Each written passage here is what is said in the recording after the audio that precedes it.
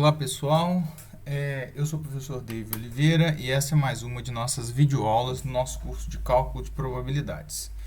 Hoje a gente vai tratar de um tema muito importante, uma generalização do conceito de variável aleatória, que são os vetores aleatórios, ou também entendido como variáveis aleatórias multidimensionais.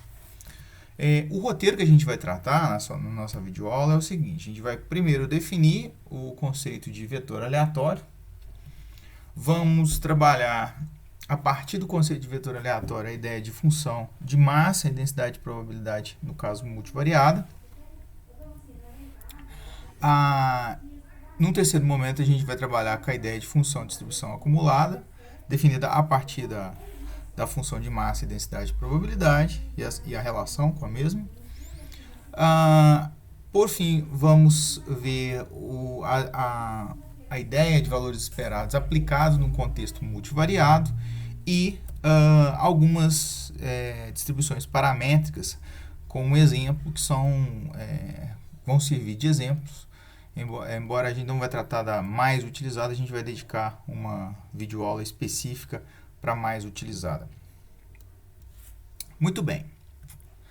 Então, primeiro, como eu disse, é redundante falar na ideia de variável aleatória multidimensional, ou seja, de mais de uma dimensão, ou vetor aleatório. Então, toda vez que a gente lida com um espaço multivariado, multidimensional, a gente sempre tem implícita a ideia de vetores. Por isso que a gente está chamando também de vetores aleatórios, que é uma notação que é utilizada também. Muito bem. Para fazer essa definição, vamos nos lembrar primeiro do conceito de variável aleatória, que a gente já apresentou ao longo do curso de probabilidade.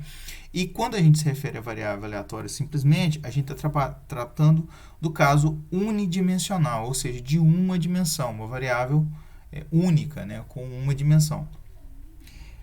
Segundo a nossa definição, a ideia de variável aleatória ela é uma função, representada geralmente por uma letra maiúscula, x, a gente está usando aqui, que convenciona-se na maioria das vezes x, mas claro, pode ser qualquer letra, desde que seja representação por letra maiúscula. E a variável aleatória, enquanto função, ela é uma função do espaço amostral, definido sobre um experimento ou um estudo observacional que se tem,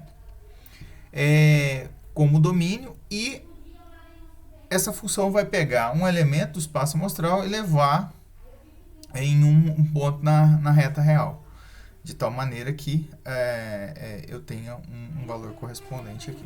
A gente tratou de alguns exemplos nas aulas específicas de variáveis aleatórias, na definição de variável aleatória. Mas aqui, como eu disse, a gente vai estender esse conceito. A gente vai tratar da ideia de variável aleatória multidimensional. Enquanto a definição, vetor aleatório ou variável aleatória multidimensional, ele também vai ser uma função. Só que a diferença quer dizer, uma função a exemplo da função da variável aleatória unidimensional, o domínio, na verdade, dessa função é sobre o espaço amostral definido no seu experimento. Detalhe, quando eu estou tratando de vetor aleatório, eu vou utilizar uma notação. Existem diferentes notações, tem livros que adotam expressões em negrito, tem livros que adotam algum tipo de notação que identifica o vetor. Eu vou utilizar essa barrinha aqui para identificar que é um vetor, ou seja, vai ser um conjunto de informações. Essa função é multidimensional. Para diferenciar em relação ao caso univariado, ou unidimensional. Voltando, então, a nossa variável aleatória multidimensional, o vetor aleatório, é uma função também que vai sair do espaço amostral do seu experimento e vai levar, ao invés de uma reta real, ele vai levar num espaço Rn, ou seja, num espaço definido Rn sobre os reais, e n dimensional, ou seja, ele tem n coordenadas esse espaço, e eu vou sair de um ponto do espaço amostral e levar em uma coordenada desse nosso espaço.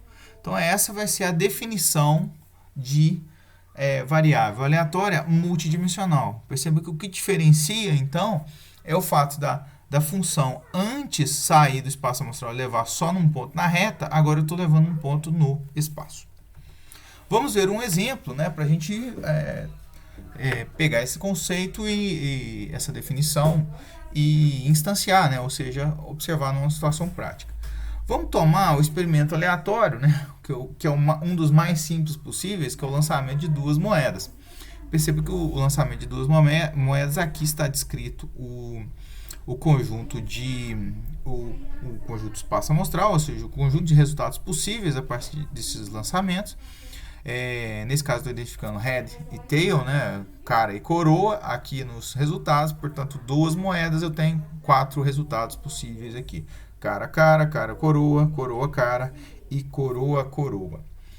Vamos propor o seguinte vetor aleatório. Para facilitar, vamos considerar, né, que o nosso n seja igual a 2, ou seja, que eu tenha duas dimensões no meu espaço que eu vou tratar.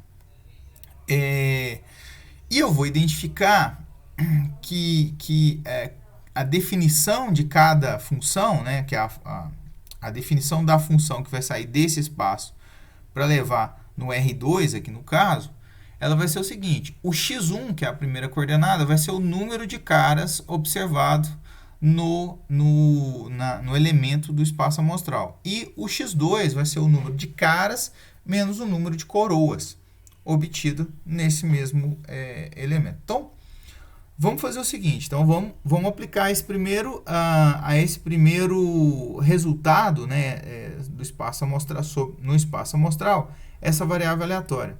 Então, de novo, eu vou trabalhar sobre o R2, nesse caso, são duas dimensões, portanto, x1 e x2.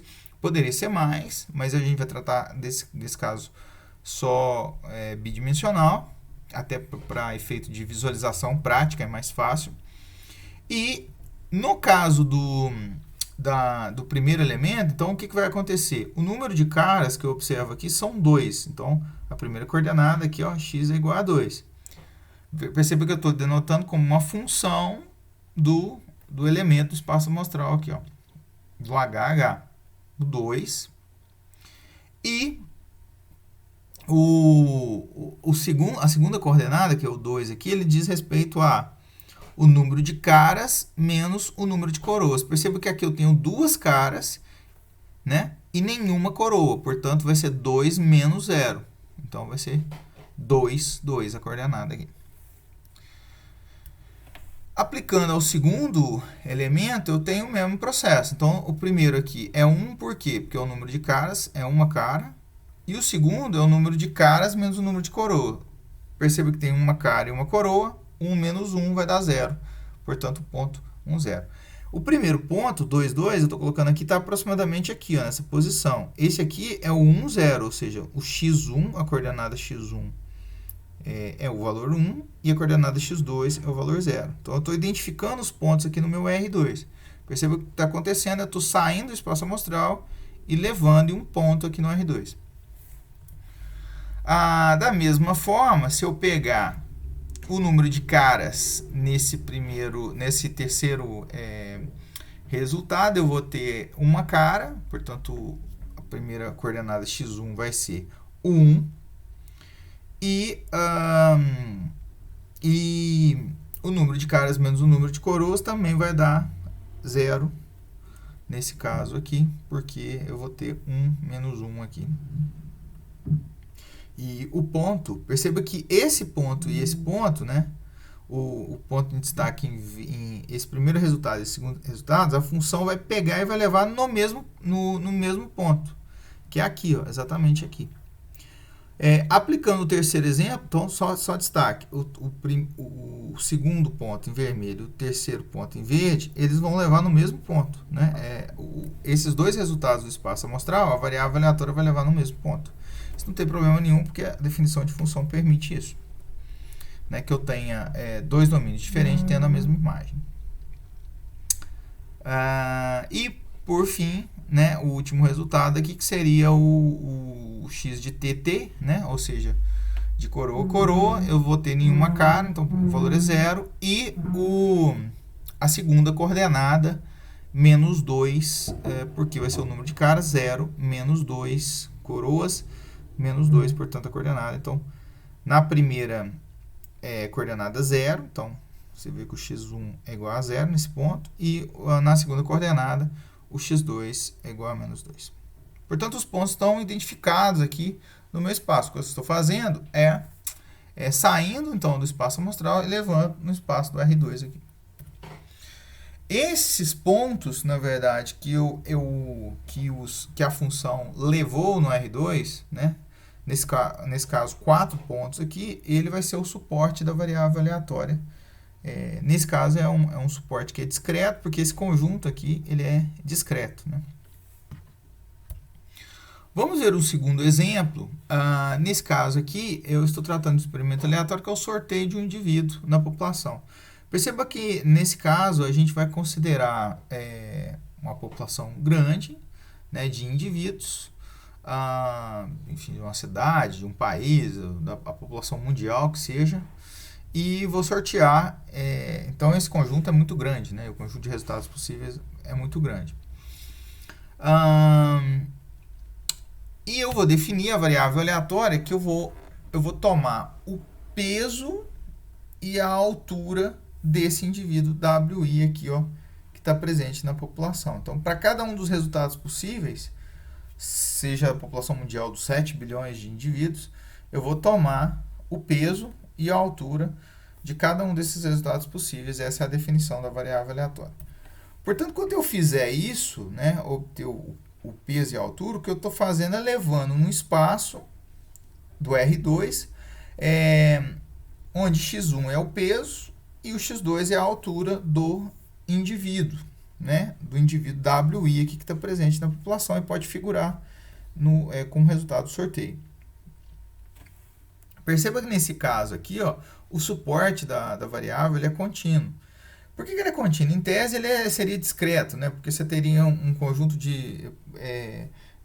discreto de indivíduos nessa população. Mas esse conjunto é muito grande, né? O que permite a gente trabalhar com a ideia de continuidade em cima dos valores. Você vai ter um conjunto de valores muito grande aqui, o que permite adotar que o suporte seja contínuo aqui.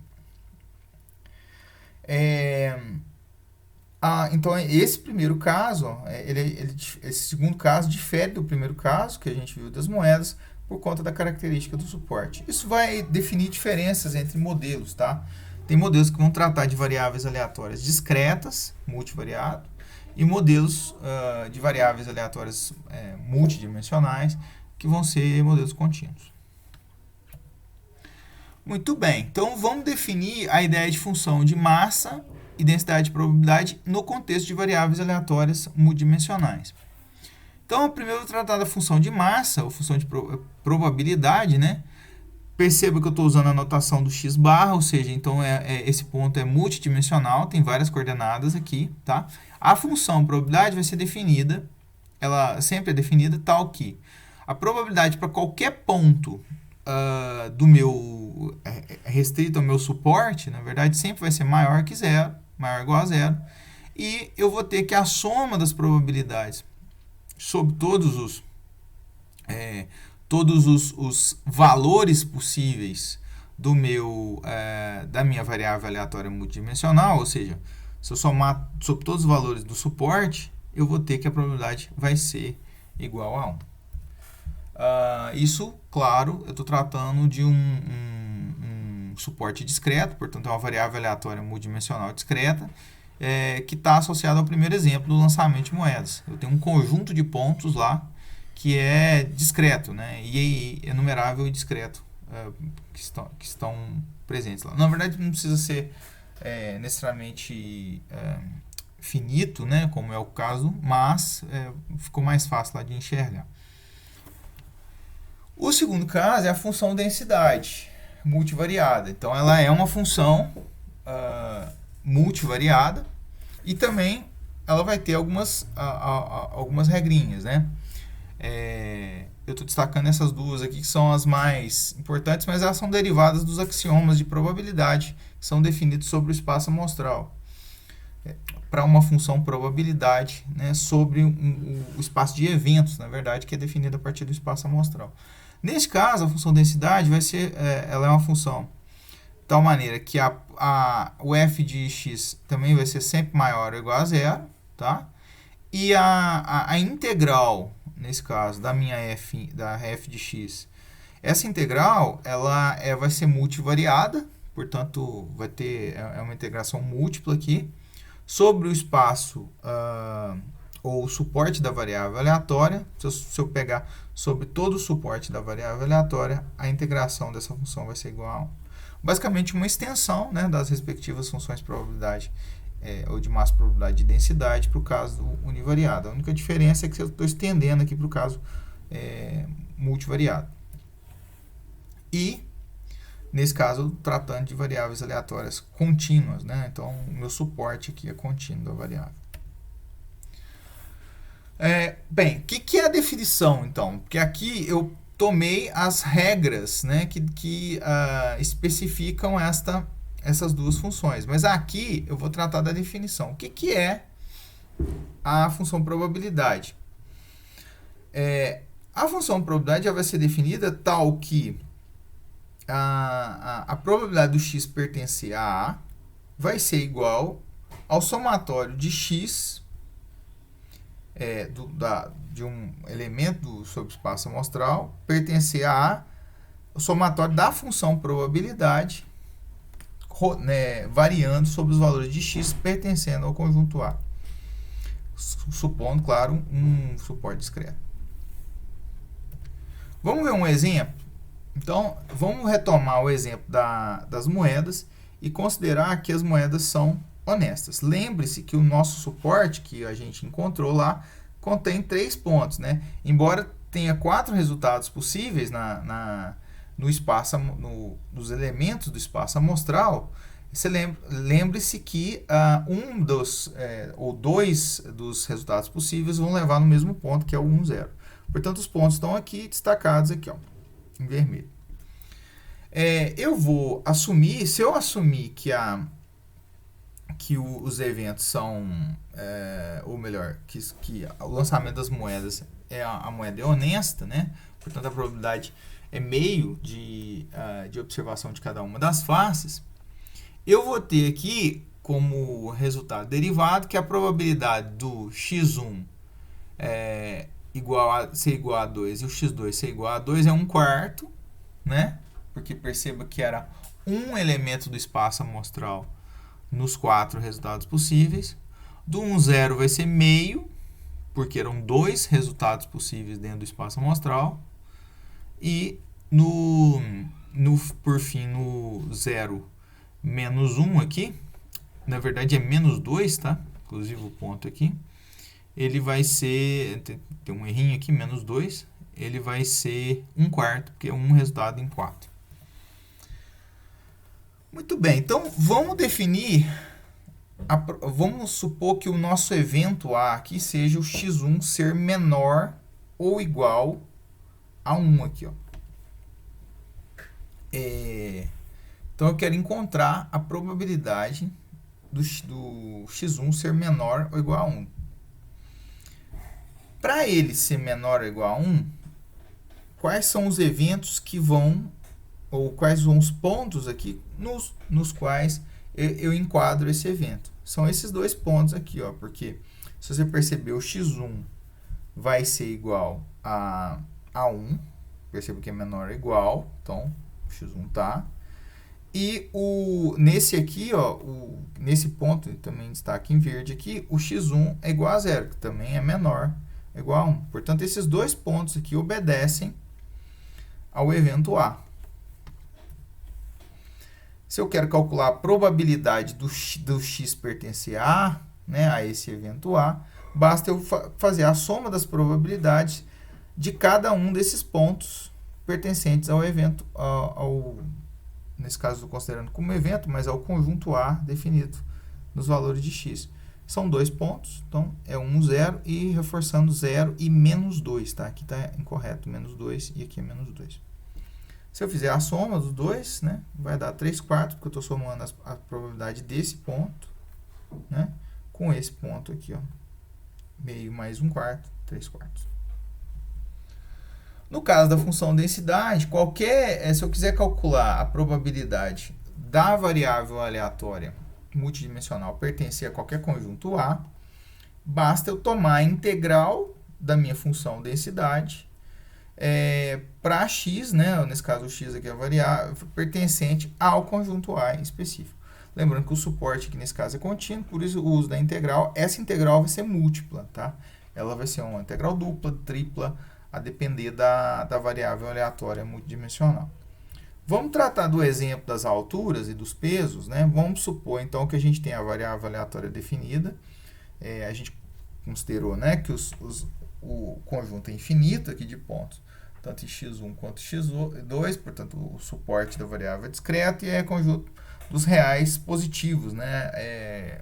Na verdade, o produto cartesiano dos reais positivos. Por conta das alturas e os pesos não poderem ser negativos. Portanto, eu vou ter aqui uma função, que é uma função densidade definida sob esse domínio aqui, ó. Então, para os valores da variável aleatória, eu tenho uma função, né, que vai estar, enfim, uma superfície aqui definida segundo as regras que a gente definiu de restrições em termos de integração sobre todo o suporte, e o valor ser positivo da função. Eu vou tomar como exemplo essa superfície em verde aqui, uma superfície, parece uma montanha, né, ou um sino também, que é muito próximo a uma superfície muito famosa, também utilizada, para um modelo muito famoso de probabilidade multivariada, que é muito utilizado. E ela vai ser a nossa função densidade. É multivariada. Perceba que aqui ela é multivariada, ou nesse caso, bivariada, porque só tem duas variáveis. A variável aleatória ela é bidimensional, né? Ela tem duas componentes só. Bem, vamos tratar um exemplo que é o seguinte. O IMC é chamado de índice de massa corporal e ele é um índice para medir, para aferir o grau de obesidade dos indivíduos. Então, ele é basicamente uma medida de densidade aproximada do corpo do indivíduo. E a conta dela, né, vai ser o quê? Vai ser o peso dividido pela altura ao quadrado. Então, a altura vai dar uma informação diária do indivíduo, aproximada, claro. E o peso, claro, é a informação de peso. Essa divisão, né, vai nos gerar o IMC. O IMC normal, né, os valores normais de IMC, eles variam entre 18,5 e 25. Então, claro que ele é um indicador, né, mas é um indicador bastante eficiente para identificar a condição do indivíduo enquanto saúde, em termos de grau de obesidade, e, claro, pode ser um indicador importante para revelar outras doenças, né, ou como um fator de estudo de outras doenças. Mas o ponto é que o IMC normal varia nessa faixa de valores aqui, ó. Aqui tem um pequeno gráfico de ilustração do IMC, justamente com as faixas de classificação dos indivíduos. Então, você tem graus nesse caso, a faixa normal está aqui em destaque em amarelo, ó, que varia, que vai essa faixa amarela. Lembrando, só para destacar, aqui eu tenho as duas dimensões, a dimensão da altura e a dimensão do peso. Então, é como se esse plano aqui, ele estivesse escalado aqui, ó. Tivesse colocado, né, tivesse transposto, né, eu tivesse apresentado ele escrito, né, aqui no nosso quadrinho aqui. E aqui as faixas de condição, né, as faixas da relação peso e altura que vão gerar as faixas normais e as outras faixas, né, o sobrepeso, na verdade é normal, que varia de 18,5 a 25, como eu disse. O underweight, né, que é o sobrepeso, né, a pessoa que tem uma magreza, variando entre 8 e 18,5. A faixa de sobrepeso, né, a pessoa que é considerada com sobrepeso. que é de 25 a 30, e a pessoa que é considerada obesa, e aí tem graus até inclusive de obesidade mais severos, né? Nesse caso maior que 30. Muito bem, então aqui ó, eu tenho o plano de valores. Perceba que se eu quiser calcular, dado a minha função densidade, né, associada a esse experimento aleatório que a gente fez, se eu quiser calcular a probabilidade a faixa, né, normal, ela está identificada aqui em rosa, né? Eu destaquei ela aqui como essa área A aqui, ó. E o meu interesse é calcular qual que é a probabilidade, dado uma função densidade bivariada que modela esses dois exemplos, como que eu vou obter a probabilidade dessa faixa aqui específica. Muito bem, então essa é a pergunta. Qual que é a probabilidade de se observar um IMC normal?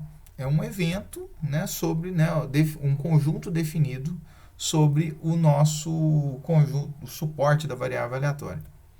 Se a gente verificar novamente a função densidade, né, e os respectivos eixos aqui, a nossa faixa de IMC normal ela vai estar mais ou menos desenhada, sobrescrita assim. Claro que ela vai continuar infinitamente, né, nessa faixa aqui, mas ela vai estar no nosso plano sobrescrita aqui. É como se aquela faixa rosa, eu delimitei ela aqui.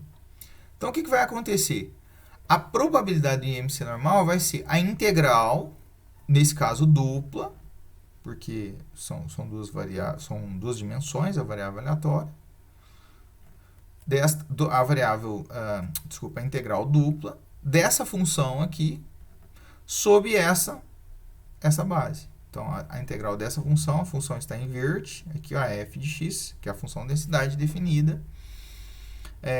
Aqui eu não estou apresentando a forma dela, para a gente não é interessante calcular, mas a depender dos modelos, você vai ter diferentes formas para a nossa f de x. Mas o importante é dizer o seguinte, que essa probabilidade vai ser dada pela integral dessa função, em verde, sob, né, sob os limites de integração nessa região aqui em rosa.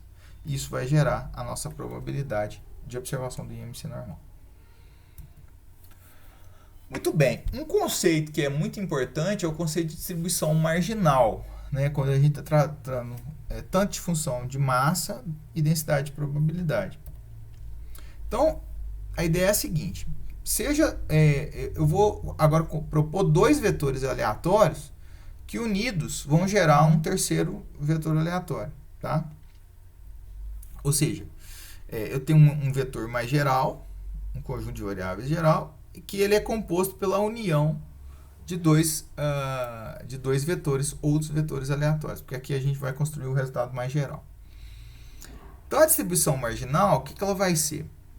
Ela vai ser, no caso de função probabilidade, ou função de massa de probabilidade, ela vai ser a probabilidade do vetor x', né, sobre o vetor aleatório x', que vai ser dado eu vou pegar a conjunta, né, ou a probabilidade conjunta dos dois vetores, dos dois conjuntos de vetores aleatórios, e vou fazer um somatório para todos os valores possíveis do x2'. Aqui.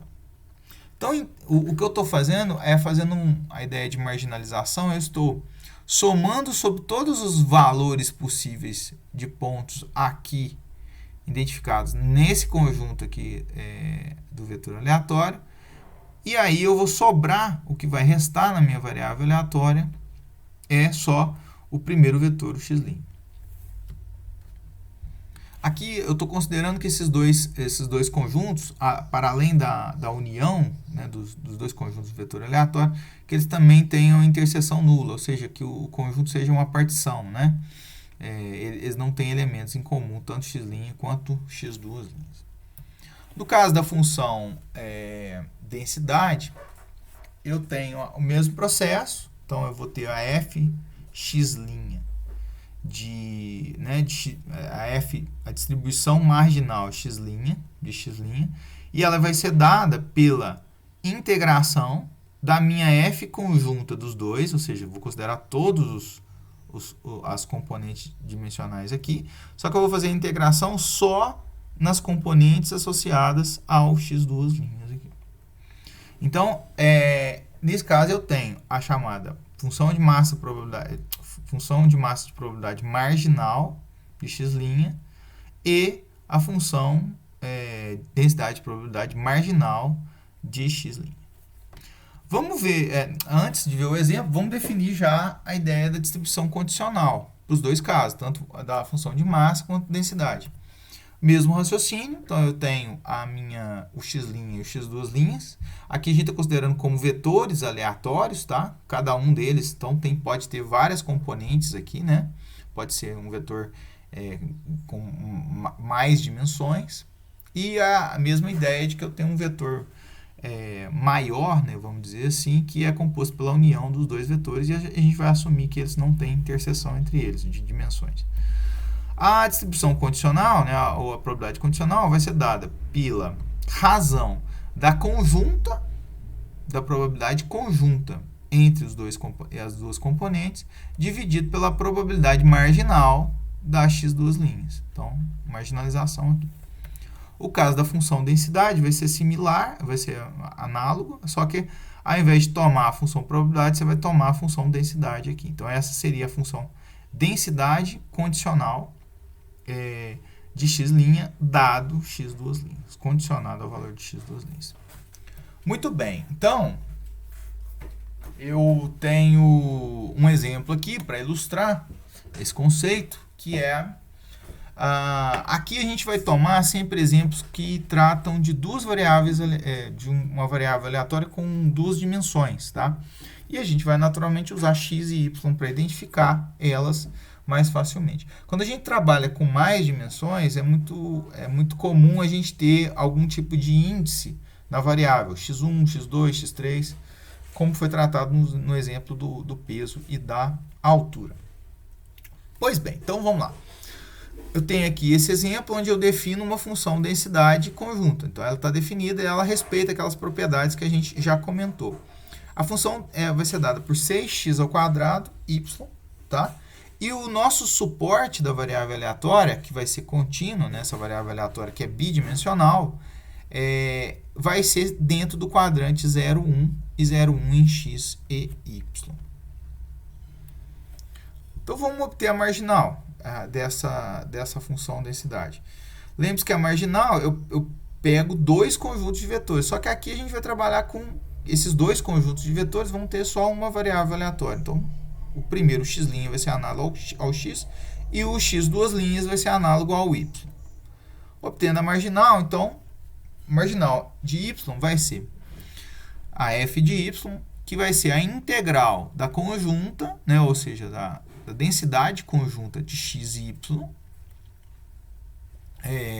ou da função densidade associada a esse vetor aleatório x e y, só que aqui a integração eu vou fazer só em x, ou seja, só no elemento que eu não estou interessado no resultado da marginalização. Nesse caso, se eu fizer a integração, então vai ser a integral em x da função da densidade conjunta, né, das duas variáveis aleatórias, x² e y. Muitas vezes eu comento aqui duas variáveis aleatórias, tá? Ou um vetor aleatório bidimensional. Então, é análogo. Muitas vezes eu falar isso, ou falar das variáveis de maneira independente, isoladamente, ou falar que isso é um vetor aleatório, tá? Isso é redundante. Bem, resolvendo então essa integral, eu vou ter como resultado a expressão 2y. Então, basta só resolver a integral em x aqui e aplicar os limites de integração. Percebendo que os valores de y vão estar variando de 0 a 1. Muito bem. E a condicional? Né? Como eu obteria a condicional? Claro que aqui eu posso obter a condicional em x. Então, o processo é análogo. A marginal em x. O processo é análogo. Eu teria simplesmente que integrar aqui agora em y, né? A expressão da conjunta. Bem, a condicional, se eu quiser obter a condicional de f de x dado y, basta eu dividir a conjunta pela marginal, que foi que a gente acabou de obter agora. Portanto, vai ser cx ao quadrado y dividido por 2y, fazendo a conta aqui, cortando, né? Eu vou ter 3x ao quadrado, com os valores de x variando entre 0 e 1. Importante, eu posso obter a marginal de y e a marginal de x, né? Que seria a integração aqui, nesse caso, em y. E, respectivamente, posso obter a condicional de y dado x, que seria o contrário aqui, né? A razão que seria pela f de x. Independência. Então, conceito de independência. Se eu tenho um vetor aleatório e ele é considerado mutuamente independente, que é a definição que a gente vai fazer, a gente vai considerar o seguinte: para todo x' contido em x, ou seja, se eu pegar um conjunto de variáveis aleatórias aqui dentro do nosso vetor aleatório, pincelar, para qualquer conjunto que eu obtiver, eu vou ter uma relação se somente se, que a probabilidade do x' vai ser sempre o produtório das respectivas marginais para cada um dos elementos pertencentes ao x'.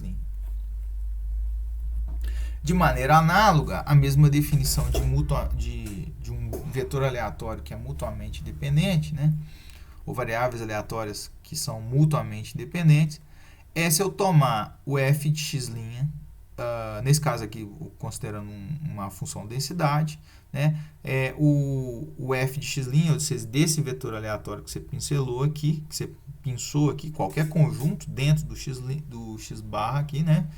Ele pode ser descrito, né, como o produto de cada uma das marginais em relação a xi, onde esse xi pertence ao x'. Que é exatamente o que eu falei, né? Você vai descrever a probabilidade desse vetor aleatório como o produto das marginais. Então, vamos dar um exemplo. No caso da função que a gente usou, né, a função densidade, né, a gente tem que a conjunta é 6x ao quadrado y. Se a gente obter as respectivas marginais, né, a gente obteve em relação a y, mas em relação a x é fácil de obter. Então, eu vou ter que as marginais são 3x ao quadrado e 2y. E o produto dessas marginais vai redundar na distribuição conjunta, né, a função densidade conjunta aqui. Portanto, nesse caso, x e y são independentes. De novo, reforçando, todas essas definições, né, são construídas de maneira geral, né, para um vetor aleatório de múltiplas dimensões. Mas aqui a gente está trabalhando só com o caso onde a gente tem duas variáveis aleatórias.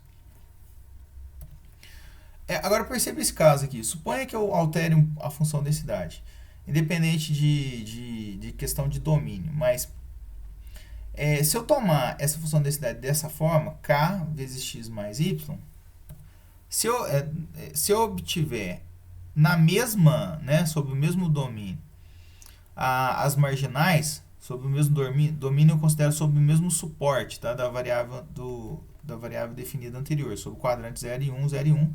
Esse k é um termo constante, tá? Ele vai ser um fator constante. Eu vou ter como resultado que as marginais vão ser k vezes meio mais x, a de f de x, e a marginal de y vai ser k vezes meio mais y. O que não vai dar, né, se a gente fizer a conta aqui, a gente não vai chegar no resultado da conjunta. Portanto, essas variáveis não são independentes. Então, as duas não constituem independência. Fica como exemplo, né, a obtenção aqui das marginais para o caso dessa função densidade. Essas duas marginais aqui podem ser obtidas considerando o suporte da variável aleatória, o mesmo suporte no caso anterior, né? Os valores de x variam entre 0 e 1 e os valores de y variam entre 0 e 1. Muito bem, função de distribuição acumulada, tá? Eu vou considerar o seguinte, vou considerar um ponto, né, sobre o nosso suporte do vetor aleatório. A função de distribuição acumulada multivariada, né, eu vou usar a notação de f de x barra, né, o x barra maiúsculo para identificar o vetor aleatório do ponto, né, específico, que é um conjunto de coordenadas aqui, ela vai ser dada por uma expressão, que é a seguinte: vai ser a probabilidade do x. Então, perceba que x1, x2, xn, todos isso aqui, ó, são as coordenadas desse pontinho aqui, ó.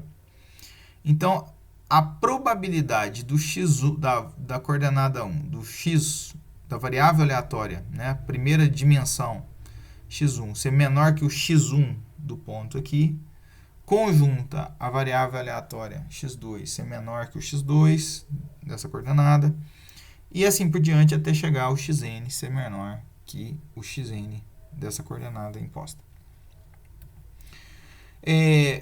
Bem, como exemplo, aliás, antes do exemplo, né, eu tenho uma relação intrínseca entre a função de massa de probabilidade e a densidade e a função acumulada, que é a seguinte: se eu quiser obter a acumulada a partir da função de massa de probabilidade, basta eu fazer os somatórios múltiplos, né, da função probabilidade sobre os valores de x1 menores, né, os valores da variável aleatória dentro do suporte menores que o x1, que vai apresentar, que é apresentado aqui nessa coordenada,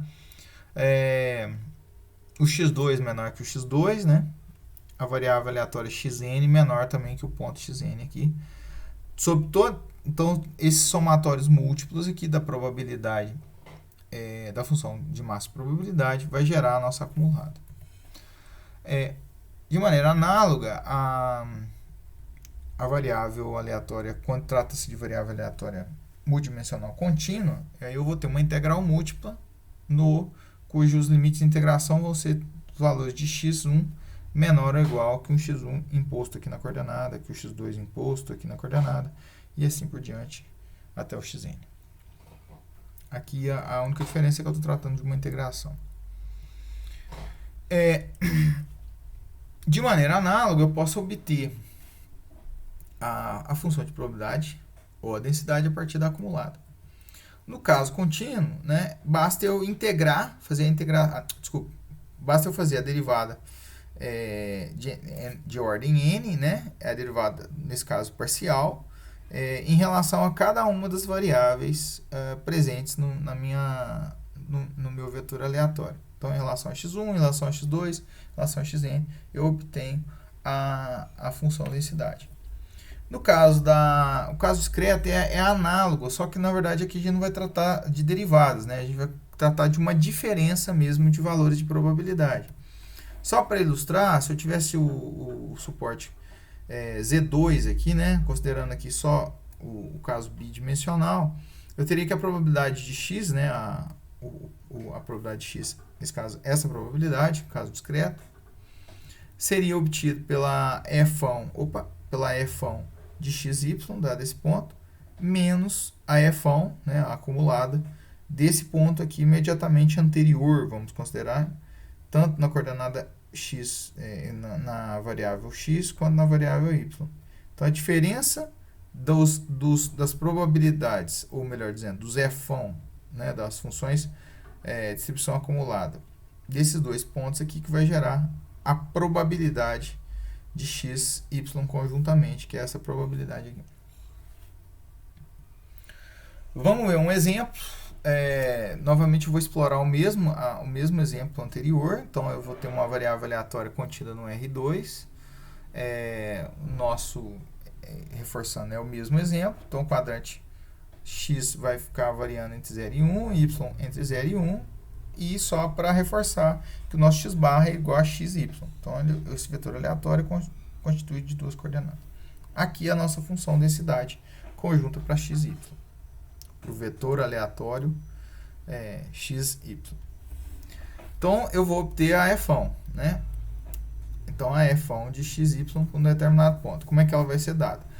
Lembre-se, então, eu tenho esse domínio aqui, né?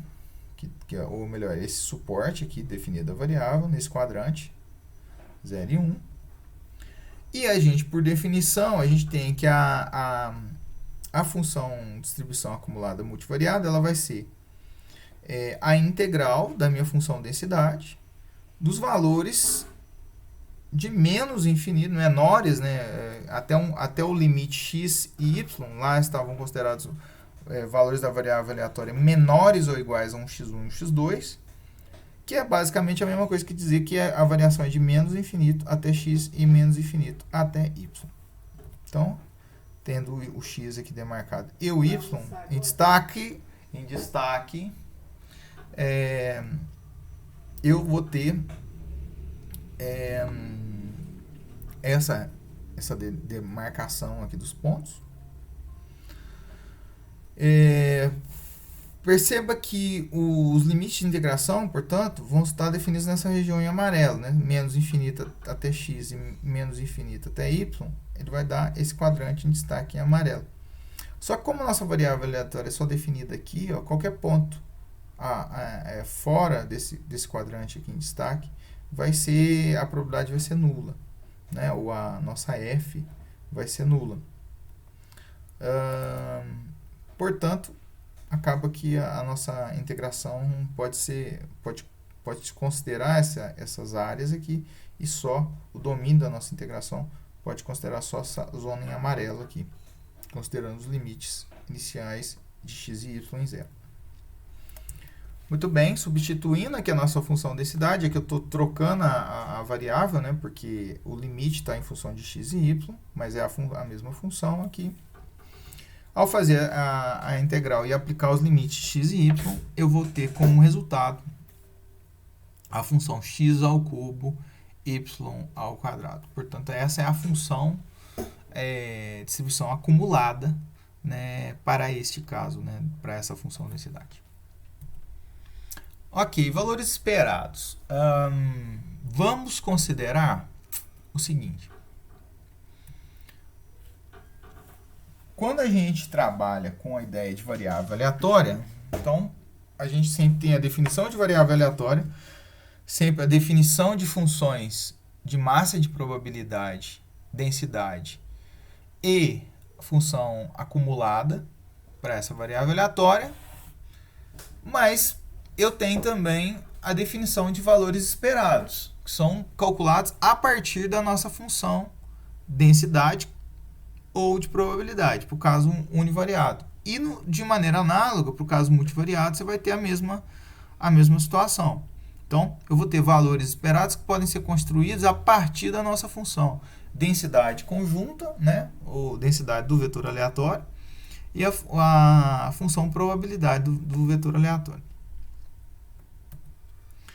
Então, vamos supor o seguinte, dado uma f, ou uma p, né, nesse caso a função densidade conjunta, ou uma função probabilidade conjunta, tá?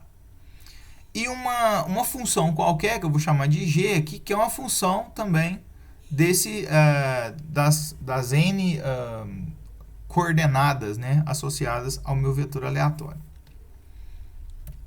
Eu vou ter que a esperança de g de x, né, então eu estou usando o x barrinha aqui, ó, portanto, lembre-se que essa função é a função das variáveis presentes nesse vetor aleatório.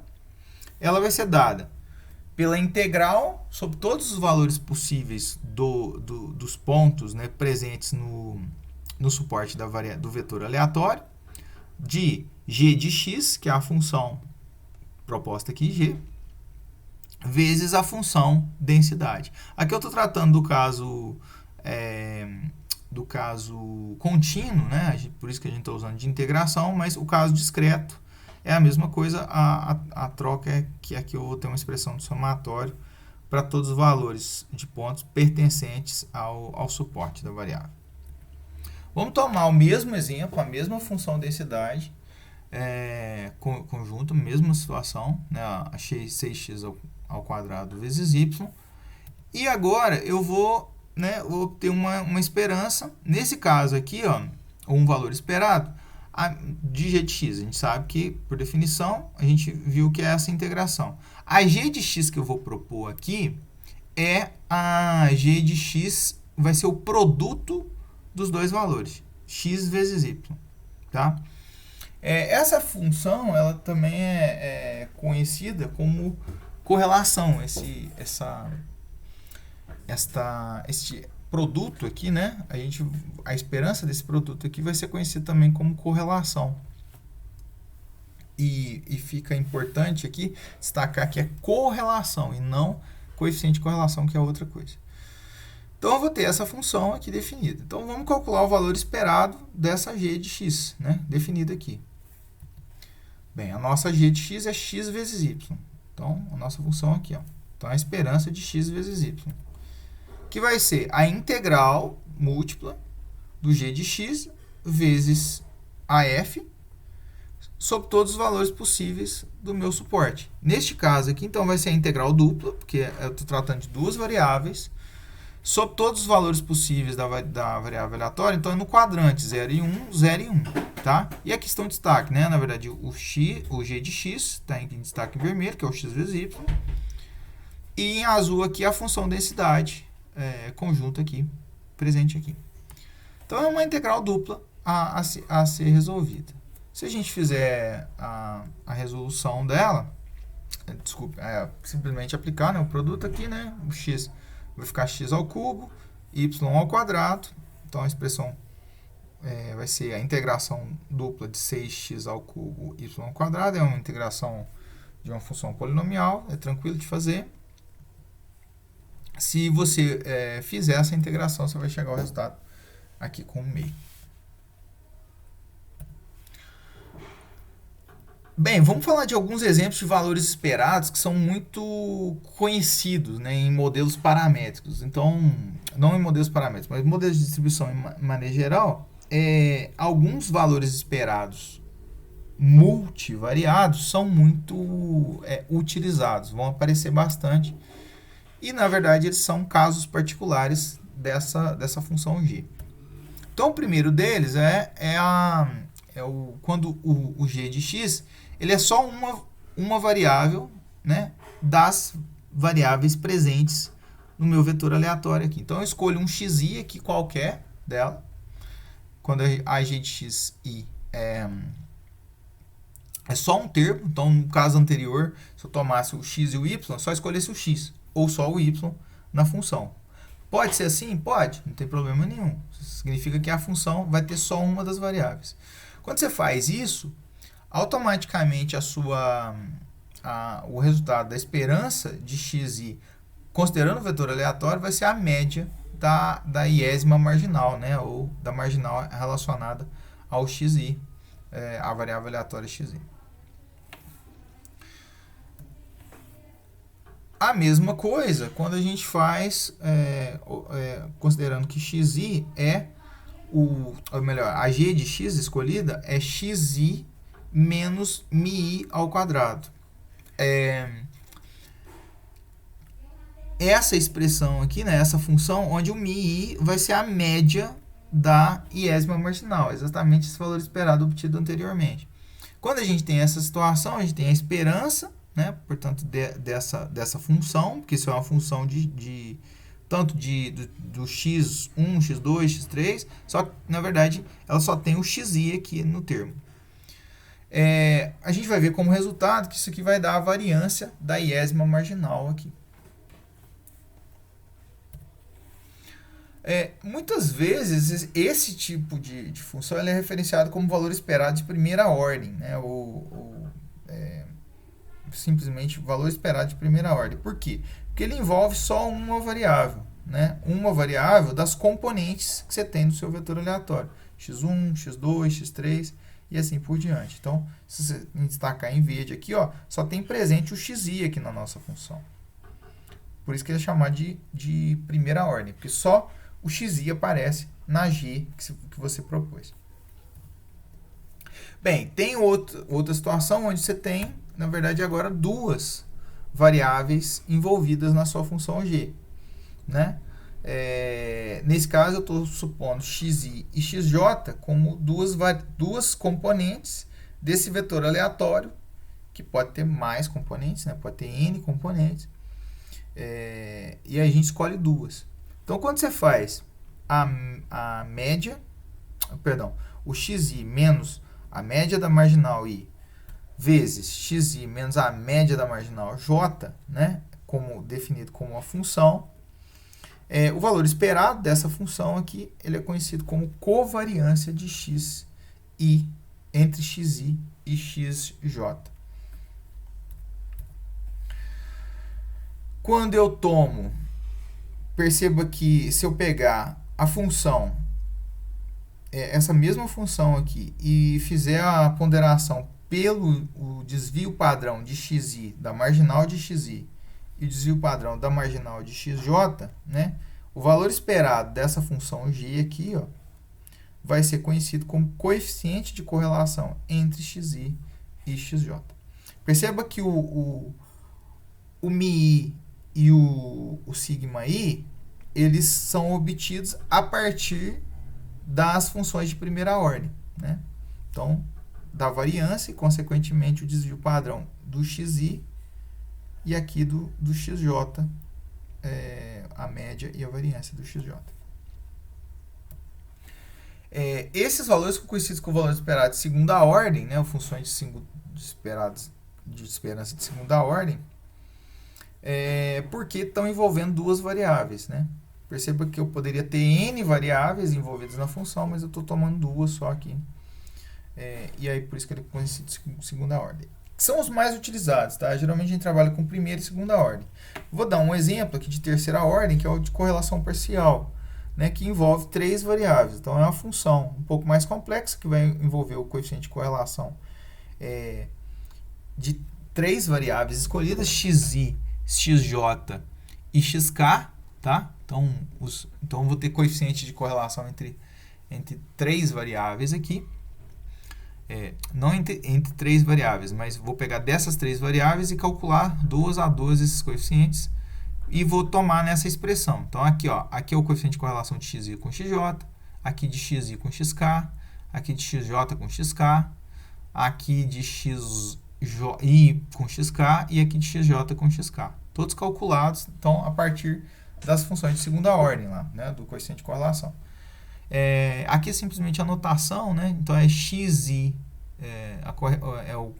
isso é conhecido como correlação parcial de xi e xj, removido o efeito de xk, né? A influência de xk nos dois. Nesse caso poderia ser chamado como de terceira ordem, porque envolve aqui três variáveis na nossa função g: xi, xj e xk. Esse coeficiente de correlação, né, ele é utilizado em regressão, né, séries temporais, geoestatística. Tem várias áreas que utilizam desse coeficiente, embora ele seja muito menos utilizado que os dois primeiros. Você vai sempre estar em contato ao lidar com modelos probabilísticos, sempre com as médias das marginais, né, e aos desvios padrões e variâncias das marginais, assim como os coeficientes de correlação e covariância entre as variáveis envolvidas no seu modelo. Ok, vamos falar um pouquinho de distribuições paramétricas, né? Então, todas as definições que a gente apresentou atrás, elas são conceitos gerais, né, que podem ser aplicados a vários vetores aleatórios. Então, aqui eu vou apresentar alguns exemplos de funções de densidade e funções de probabilidade multivariadas que são utilizadas, têm um nível de utilização. Então, o que acontece?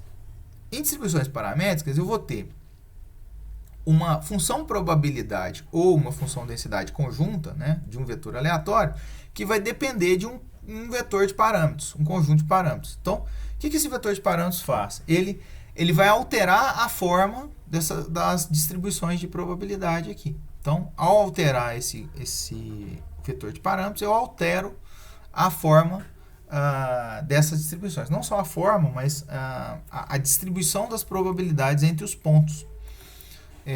Seja no caso discreto ou da função densidade, no caso contínuo. Então, alguns exemplos tem extrapolações, né? No caso da binomial, por exemplo, que a gente estuda, que é um modelo muito utilizado, eu tenho uma extrapolação que é o modelo multinomial, ou seja, é o caso multivariado da binomial. Assim como no caso das contínuas, eu também tenho, para o modelo normal, né, ou uma variável aleatória normal, eu tenho a normal multivariada, a gama também, uma distribuição tem a versão multivariada, a beta tem a Dirichlet, que é multivariada, e a t-student, a Hotelling T2, que também é a extensão, né, os casos multivariados da t-student que a gente usa em inferência. Eu vou dar destaque, bem, frisando, a normal é uma das mais utilizadas, tá? Então ela é muito importante, a gente não vai, neste vídeo, dedicar atenção a ela, mas eu tenho vídeos no canal que dedicam atenção para normal multivariado. Mas aqui a gente vai ver dois casos, tá? A multinomial, que é um exemplo discreto, e a Dirichlet, que é um exemplo contínuo. Nessa videoaula, só para ilustrar a ideia de distribuições paramétricas. No caso da multinomial, como é que funciona a multinomial? Então, como é que funciona, primeiro, os parâmetros dela? Ela tem um conjunto de k parâmetros, então ela é k, nesse caso a gente está propondo uma multinomial k variada, tá? Então ela tem k parâmetros p's aqui, ó, né, que estão associados a probabilidades de uma determinada classe I. E o n são associados a número de ensaios. Então pense o seguinte, você vai fazer você vai coletar n indivíduos em uma população. E você vai classificar esses n indivíduos em k classes, tá? A distribuição multinomial, ela vai servir para modelar quantos indivíduos vão aparecer em cada uma das classes. Então essa é a ideia da multinomial. Então esses p's aqui vão estar associados às probabilidades de observação de um indivíduo numa classe específica, nesse caso a classe I, que eu estou usando como referência, supondo que eu estou usando k classes como limite aqui, né? E eu vou ter que o meu vetor aleatório vai ser o número de elementos em cada uma das classes I. Então, o número de elementos desses n aqui, quantos vão, supondo essa estrutura de probabilidade e n indivíduos, quantos indivíduos vão aparecer na classe 1, quantos indivíduos vão aparecer na classe 2 e assim por diante. A função probabilidade desse modelo, desse vetor aleatório, vai ser dada por essa expressão aqui. Então, vai ser n fatorial. Então, lembre-se que é um vetor aleatório, tem n, tem k coordenadas aqui, porque aqui a gente está tomando ele como k, ele é k variado, tá? Então, tem k coordenadas no meu vetor aleatório. E a expressão dele vai ser n fatorial dividido por x1 fatorial, x2 fatorial até xk fatorial, vezes o produtório de i, variando de 1 até k, de pizinho elevado a xi. O interessante é que a marginal do modelo multinomial vai dar um modelo binomial.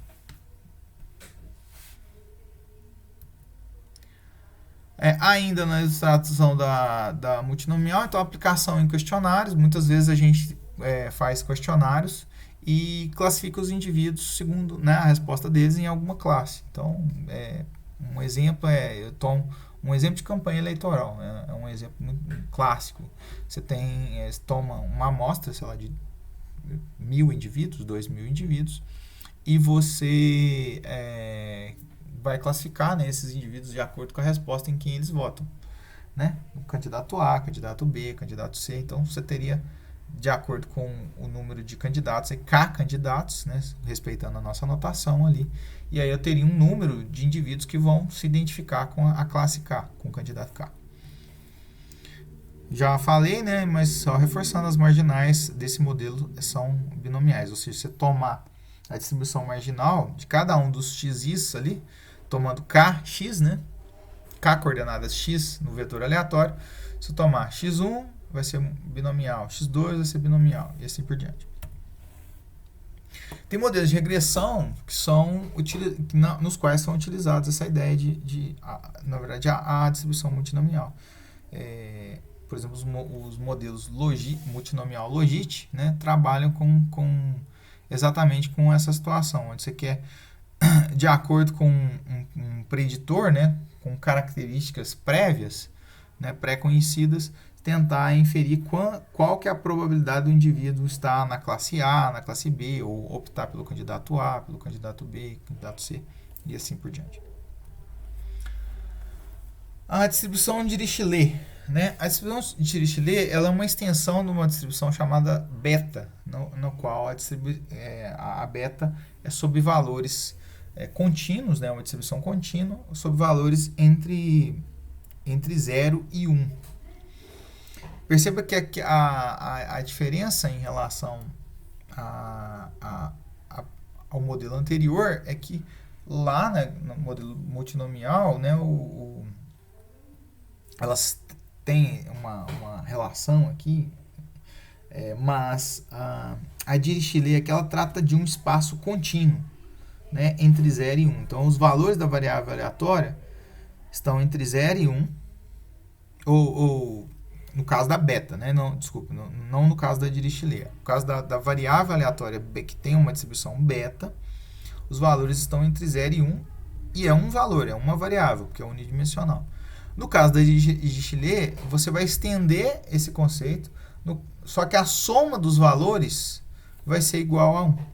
A soma dos valores presentes no vetor aleatório tem que ser igual a 1. Então vamos lá, vamos falar um pouquinho sobre a distribuição de Dirichlet. Então, os parâmetros dela, na verdade, são K parâmetros, de maneira análoga à multinomial, onde esses Ks são valores que têm que ser maiores que 0 e podem ser valores quaisquer. Vão dar pesos associados a cada uma das coordenadas, a cada uma das dimensões do seu vetor aleatório. O vetor aleatório, então, é composto por K coordenadas, e a ideia é sempre que o conjunto de valores somados seja igual a 1. Esses valores podem ser contínuos, tá? Então, eles podem ser valores contínuos, de tal maneira que a soma é 1. Detalhe, também são valores positivos, naturalmente.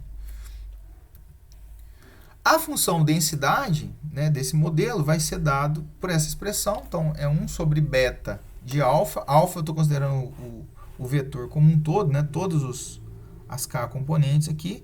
Então, essa função beta de alfa está descrita aqui. Então, ela vai ser o produtório de I variando de 1 até K da função gama. Tá? A função gama é uma função específica, aplicada a cada um dos alfa de is, então, dividido pela função gama aplicada à soma dos alfa de is aqui, né, para todos os valores de variante de i igual a 1, até aqui só uma correção, não é n não, tá?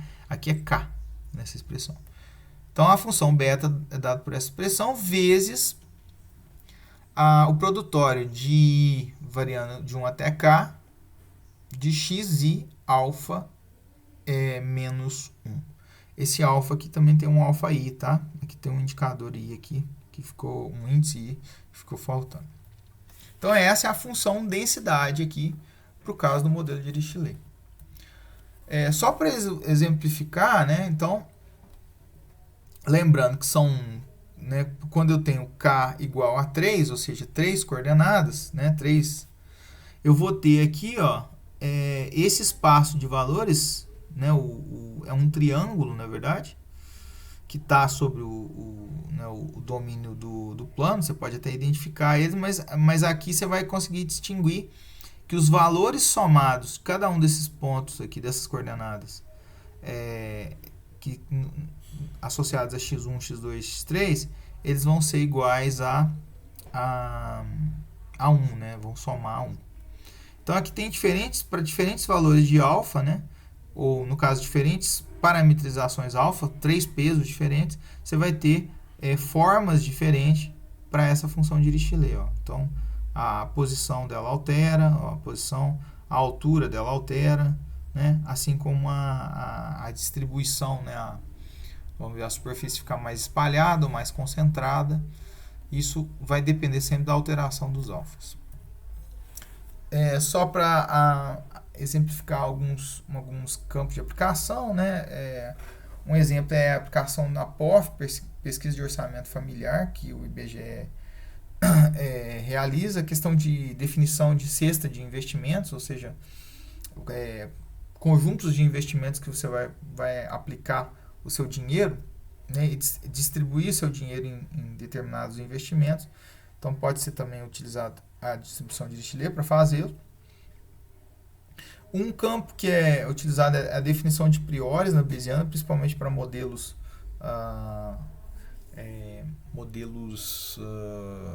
cuja variável é binomial.